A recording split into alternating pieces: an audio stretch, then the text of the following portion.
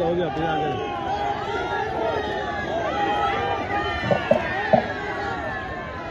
बोलिए भारत माता की।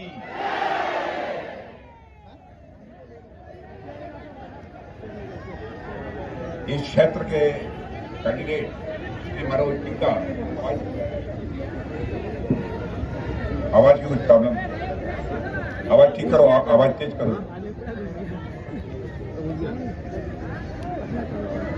श्री मनोज टिक्का यहाँ के कैंडिडेट श्री निखिल रंजन राय, cluster in charge Shri Vishal Lama, MLA Shri Alok मित्रा, कन्वीनर श्री नारायण मनोज मानव लामा, श्रीमती कविता करकटा, श्री मिथुन दास, श्री राजेश बारला, श्री कृपा शंकर जायसवाल, श्री राजेश छत्री, श्री उत्तम लामा, श्री रुद्र मंडल, श्री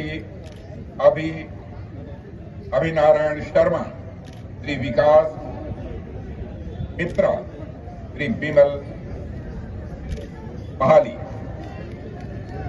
और इस सभा में मौजूद मेरे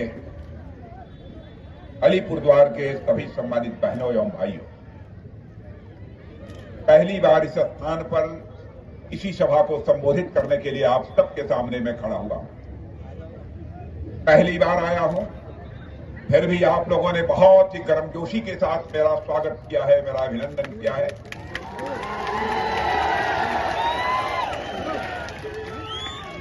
और मैं जानता हूं यह भारत की परंपरा है, पश्चिम बंगाल की परंपरा है। स्वागत, अभिनंदन और सलाम दुआ कभी एक तरफा नहीं होना चाहिए। इसलिए मैं भी अपनी तरफ से आप सभी बहनों भाइयों का हार्दिक अभिनंदन करता हूं, आप सभी का मैं स्वागत करता हूं। और साथ ही अलीपुरद्वार की धरती पर खड़े होकर पश्चिमी बंगाल की 10 करोड़ जनता का भी मैं अभिनंदन करना चाहता हूं। मेरे बहनों भाइयों, यह पश्चिमी बंगाल की धरती चैतन्य महाप्रभु की धरती है, रामकृष्ण परमहंस की धरती है, स्वामी विवेकानंद की धरती है और यह महर्षि अरविंद की धरती है। गुरुदेव रविंद्रनाथ ठाकुर जैसे महाकवियों की यह धरती है और साथ ही साथ आजादी की लड़ाई के नायक नेताजी सुभाष चंद्र बोस की यह धरती है। और जिस राजनीतिक पार्टी भारतीय जनता पार्टी से हम आते हैं, इसका नाम पहले भारतीय जनसंघ हुआ करता था। भारतीय जनसंघ के हमारे पहले अध्यक्ष यदि कोई हुए हैं, इसी पश्चिमी बंगाल की धरती पर पैदा हुए, पश्चिमी बंगाल की मां की कोख से पैदा हुए पंडित श्यामा प्रसाद मुखर्जी हुए हैं। आज से नहीं, जब से हमारी पार्टी का जन्म हुआ है, उसके जन्मदाता यदि कोई है तो पंडित श्यामा प्रसाद मुखर्जी इसी पश्चिमी बंगाल की धरती के हैं। मेरे बहनों भाई,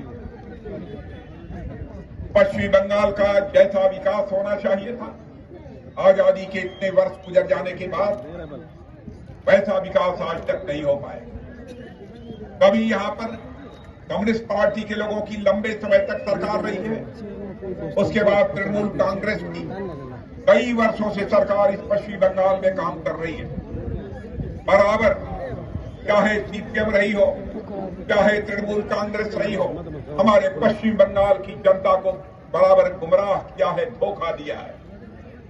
लेकिन मैं आज आपको यकीन दिलाने आया हूं बहनों भाइयों, पूरे पश्चिमी बंगाल ही नहीं, सारे हिंदुस्तान में माहौल बन चुका है। और पश्चिमी बंगाल में जैसा माहौल मैं यहाँ प्रत्यक्ष अपनी आंखों के सामने देख रहा हूं, मेरा विश्वास यह पक्का हो गया है, इस बार पश्चिमी बंगाल की लगभग अधिकांश सीटों पर कोई पार्टी जीतने जा रही है तो भारतीय जनता पार्टी जीतने जा रही है। हिंदुस्तान के अधिकांश राज्यों में इस समय भारतीय जनता पार्टी की सरकार है।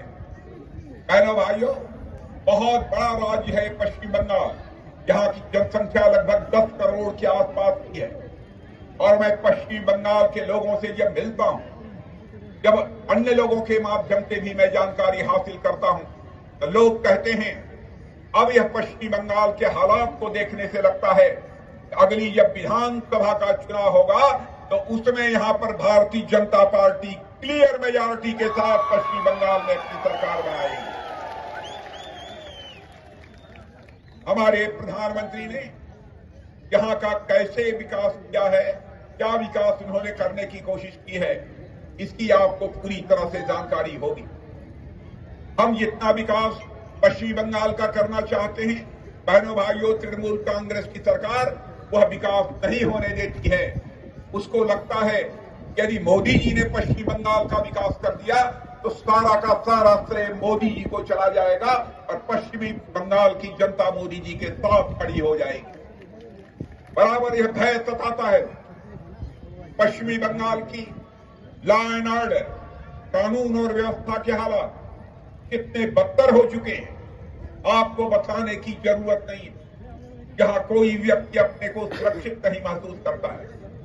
आप लोग भी मेरी बात से सहमत होंगे कि किसी भी राज्य के विकास की पहली शर्त होती है चुस्त दुरुस्त कानून व्यवस्था, चुस्त दुरुस्त लॉ एंड ऑर्डर। लेकिन जब यहां लॉ एंड ऑर्डर नहीं है, किसी की जिंदगी सुरक्षित नहीं है, तो पश्चिम बंगाल का विकास कैसे हो। मैं आपको कहना चाहता हूं, एक बार इस चुनाव में आप हमारे बड़ी संख्या